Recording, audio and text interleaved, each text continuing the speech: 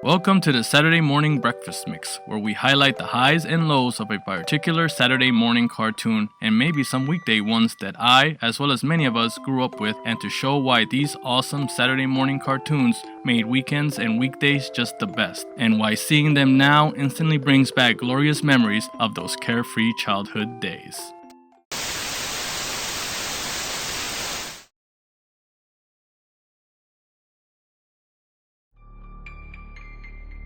The vastness of space. A journey through the galaxies that not many will claim to overcome. Through this perilous journey is a noble and heroic champion now lost in space, condemned to forever wander through this open world of the stars. As a result of a selfless heroic act, the brave hero must now overcome challenges laid by the Greek gods of old. A hero who is at their mercy as he looks for a way back home. His quest is noble. His talents are as vast as the galaxies he threads. His reasons are for the benefit to help those he cares for. But be forewarned, for the gods are watching. This is his story.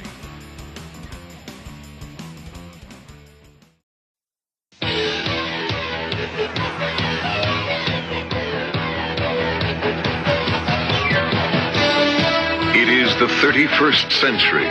Ulysses killed the giant Cyclops when he rescued the children and his son Telemachus.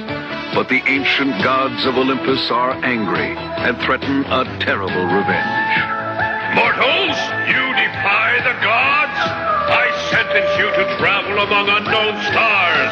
Until you find the kingdom of Hades, your bodies will stay as lifeless as stones. Ulysses, the way back to Earth has been wiped from my memory. Father! Oh, Father! You are alive, my son.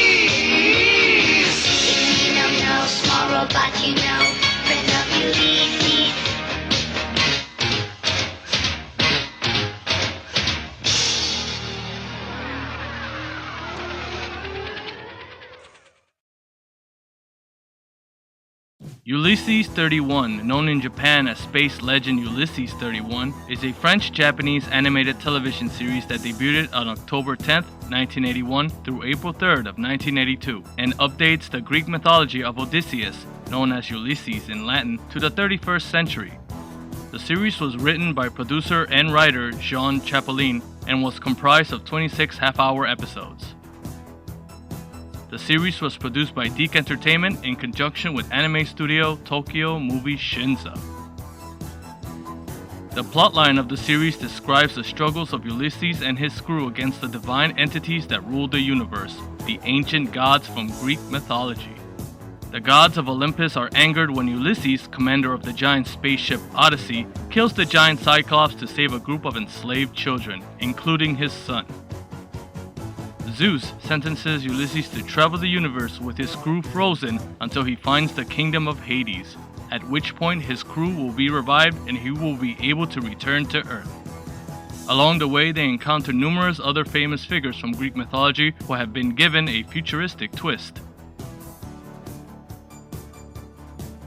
The series through the years has become a cult hit amongst those who remember it, and it is fondly praised for its unique approach to Homer's original epic.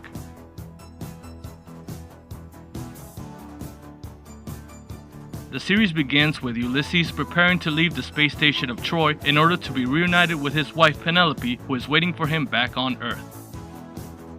Organizing a birthday party for his son Telemachus before their voyage, Ulysses bestows a birthday present for his son in the form of Nono, a robot companion with a fondness of eating nuts and nails.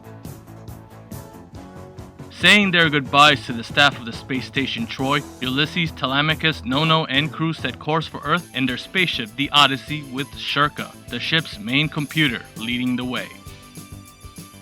Leaving the orbit of Troy for the vastness of space, Shirka encounters a disturbance on their route to Earth, an uncharted planet within their vicinity, and alerts the Odyssey crew of its presence.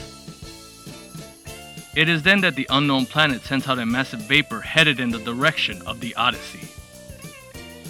Seeing that this massive vapor is en route to collide with the Odyssey, Ulysses puts out the command to put up the ship's force fields in order to protect his ship from the upcoming impact. It is as this is happening that Telemachus and Nono see the oncoming vapor and realize that it is heading in their position, and before anything could be done, the vapor breaks through the force field and captures Telemachus. Once the vapor has left the vicinity of the Odyssey's path, Shirka alerts Ulysses and crew that the strange vapor has taken Telemachus and is now headed back to its planet of origin. It is then that Telemachus meets Numenor and his sister Yumi, two aliens from the planet Satra who were also captured by the unknown planet and are being held prisoners by their captives, the disciples of the Cyclops. Numenor then explains to Telemachus the reason they had been captured by the disciples of the Cyclops, that in order to be given gift of sight by the very creature they worship, they first must abduct children and sacrifice their energy. For without the Cyclops, they would be blind forever. As the Odyssey slowly approaches the unknown planet, Telemachus, with the help of Yumi's telepathic powers, is able to alert his father of where he is being held and what his captors are planning to do to him if he is not rescued in time. Determined, Ulysses and Nono venture forth by themselves towards the planet to save his son. It is there that Ulysses sees the disciples of the Cyclops summoning their master, bestowing the gift of sight to them and attacking the incoming ship. Maintaining their distance from the upcoming attack, the ship sends out a research module while Ulysses ventures forth to save his son. As the ensuing battle between Ulysses and the disciples of the Cyclops wages on, Nono finds the research module but is quickly destroyed by the Cyclops' destructive beam, leaving Nono with only a satellite dish to use as a shield to protect himself. Seeing that the satellite dish can reflect the oncoming attacks of the Cyclops, Ulysses advises Nono to aim the incoming beams directly towards the Cyclops' eye, resulting in its destruction and leaving his disciples totally blind. Saving his son Telemachus, Numenor, and Yumi as the planet is now on the verge of exploding, one of the disciples calls upon the gods to curse Ulysses and crew for defiling them and their creations by punishing them in the hopes of them never finding their way back home. Zeus, supreme overlord of Olympus, avenge us! Show this earthling that no one can defy your mighty will! As both Yumi and Telemachus are placed in a medic chamber, the Odyssey finds itself heading towards a black hole. As the ship tries to divert itself from the upcoming destination by using its reverse thrusters, the crew along with Ulysses are visited by the god of the seas, Poseidon, who is enraged by Ulysses' killing of his creature, the Cyclops, and calls upon Zeus, the god of gods, to punish Ulysses. Cutting all power to the Odyssey as it heads towards the black hole, Ulysses and crew discover that what they are entering is no mere black hole, but the dominion of Olympus. Thinking that the only way they could escape their current location, Ulysses ventures towards the ship's energy drive in order to reactivate the Odyssey once more. While Ulysses reaches the ship's transmission generators, Zeus reveals that in order to be reunited with his loved ones and find his way back home, that he must undergo many trials laid forth by the gods as punishment for what he did. Finding the ship entirely abandoned of his companions, Ulysses had almost but given up hope, until he realizes that both Telemachus, Nono, and Yumi were not affected by Zeus's curse, and are finally reunited once more.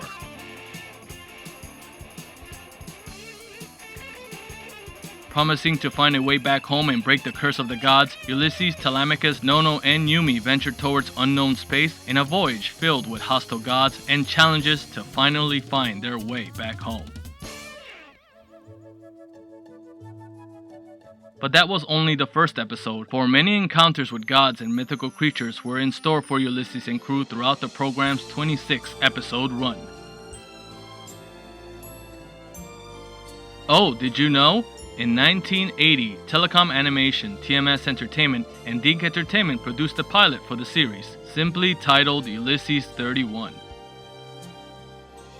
Although there was a Japanese VHS release of the series by King Records in 1986, that pilot never saw official home release and was used for internal use only.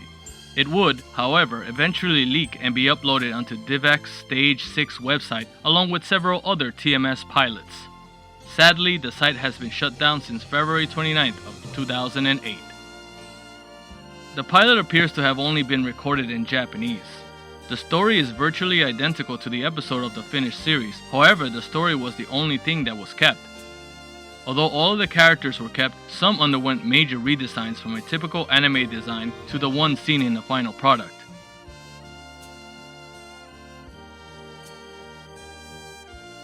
Renowned Japanese illustrators and animators Shingo Araki and Michi Himeno, who have worked in anime adaptations of famous manga such as Fuma no Kojiro, Ring ni Kakero, and Versailles no Bara, were responsible for the finished series' character designs, animation routines, and visual style.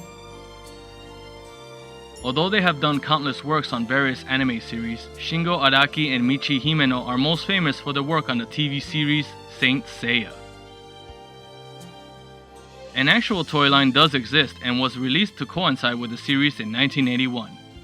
The toys were produced by Poppy, a toy manufacturer of the 1970s and early 80s that was owned by Bandai, best known for its groundbreaking metallic die-cast robot figures. In fact, the actual term, known as Kogokin in Japan, comes from a fictitious material which first appeared in Go Nagai's Mazinger Z manga and anime, which was later adopted by Poppy in 1972 as the name of their new line of die-cast metal robot and character toys sold in Japan. The toy line of Ulysses 31 was only available in Japan and in France and had become quite a sought-after collector's item. Ulysses 31 is also the first show produced by Dink Entertainment as an independent company. Today, the company is now part of Cookie Jar Entertainment and DHX Media.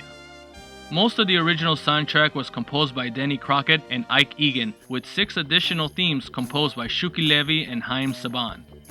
An official soundtrack was released in 1986 on vinyl and on CD in 1988 by King Records, but finding an original copy has become difficult for fans of the series. Thankfully, on October of 2016, the original soundtrack to the series was released as a collector's edition on double CD to coincide with the show's 35th anniversary. While we're at it, during the mid-1980s, there was a court ruling against the international producers of Ulysses 31 due to copyright infringement via Lucasfilm Limited. The show's battle theme was the case as the piece blatantly used John Williams' cue from George Lucas's Star Wars sequel, The Empire Strikes Back, with the track question being the battle in the snow.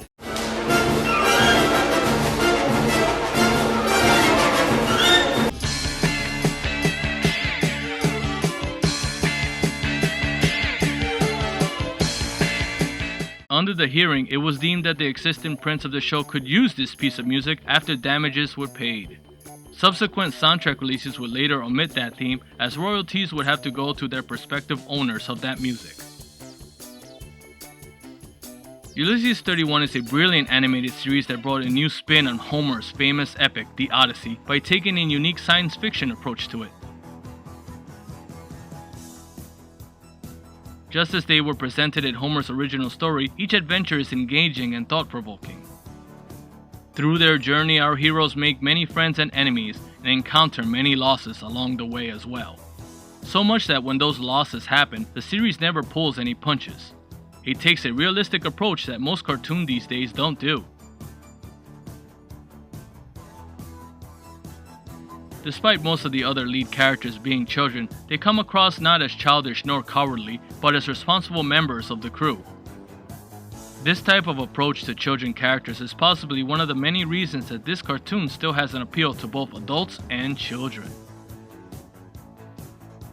Of course, adapting and updating such an old story would not work without some changes here and there. Even so, the series was and is a great way to introduce people to the great stories of ancient mythology. The quality of animation is incredibly amazing with a good musical score, especially that opening theme. And unlike various cartoons of the past where they are never given a proper season renewal or leave with a cliffhanger ending that is never resolved, Ulysses 31 actually had an ending. The series actually ends with Ulysses and crew finding their way through the kingdom of death, Hades, and confronting the Lord of Death himself. It is in this episode that Ulysses is given the option to leave his companions behind in order to return to Earth, but he bravely chooses to rather be a prisoner in the kingdom of Hades than leave his friends behind, never choosing to break the promise that he made to them when their journey first began. In declining the offer, which was a final test, the gods uphold their promise to Ulysses and they all return home. Oh, it's just as it was in my dream.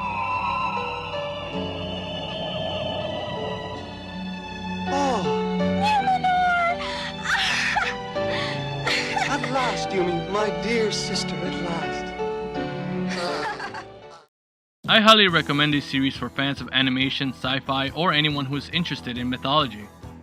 I don't even think I can class Ulysses 31 as just a cartoon, but as an interesting and very unique animated series. Take a chance on it, and maybe, just maybe, you might like it too. Thank you so much, and remember when it comes to cartoons we grew up with, that to truly appreciate something, you have to accept its strengths and its faults, no matter what they are, because when that happens, you can appreciate how amazing it was, and how amazing it continues to be. Thank you so much, and I'll see you all next time.